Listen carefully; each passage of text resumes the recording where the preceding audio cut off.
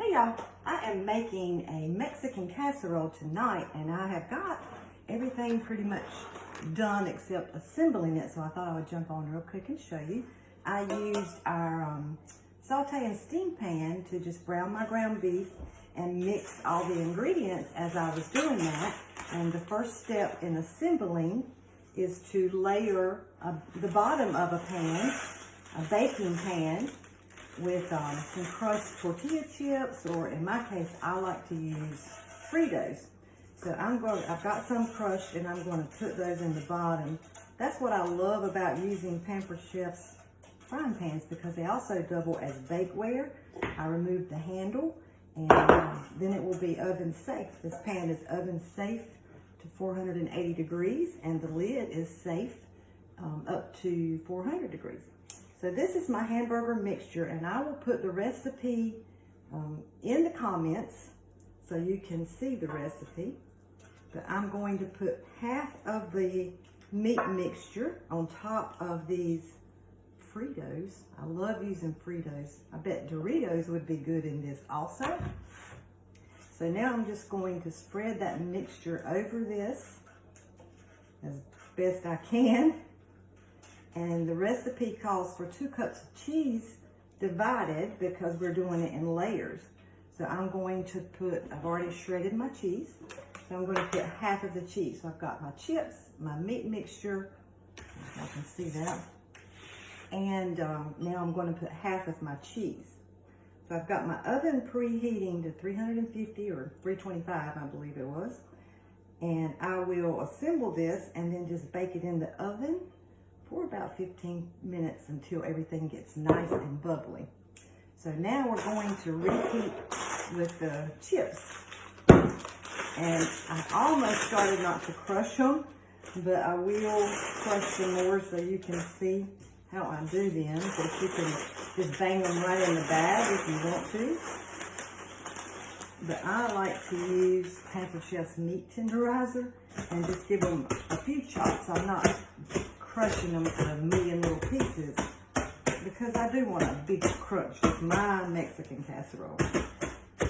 Now, when I share this recipe with you, you'll see that it calls for beans, but we are not bean fans, me and my husband, so I just simply left the beans out.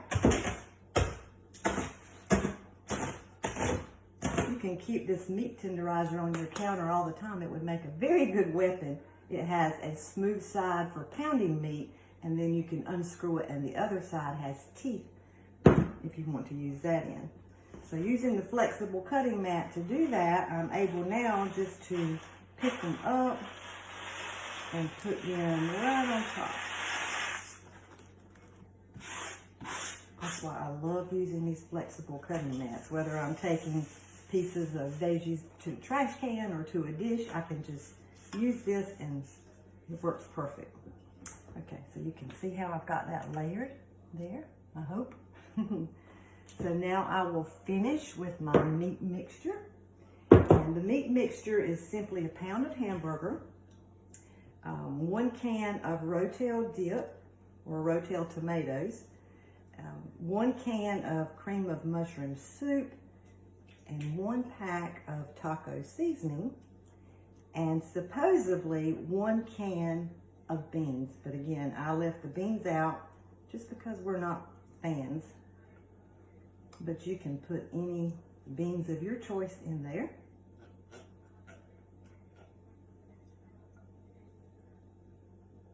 Okay, so I've got that. I'm using a scoop and spread. I love using this tool.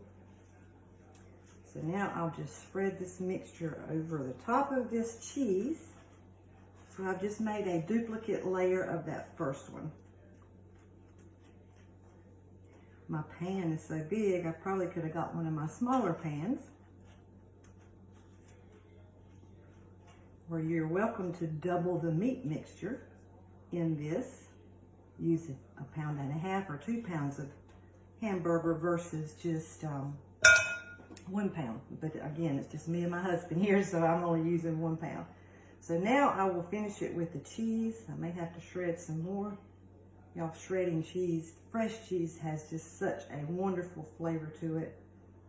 It doesn't take long at all. I just used our little microplane grater and just shredded the cheese. But the flavor is so much more bold than the store-bought bags. So I am going to shred a little bit more. I didn't shred quite enough.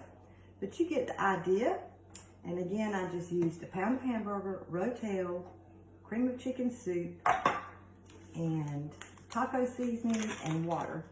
And I got that delicious mixture, and then I'm doing a layer of chips, the beef mixture, without beans in my case, layer of cheese, and then you repeat. So now all I will have to do is pop this in the oven after I put some more cheese on mine, and bake it for about 15 minutes and let it all come together and do its magic. Let that cheese get nice and bubbly. So I will share the recipe in the comments as well as the pan or whatever I'm using, so you can see that if you want to. So I will also put at the end of this video a picture of this when it's done, so you can see what that looks like too. So thank you guys so much for watching, and I hope you have a great night. Bye-bye.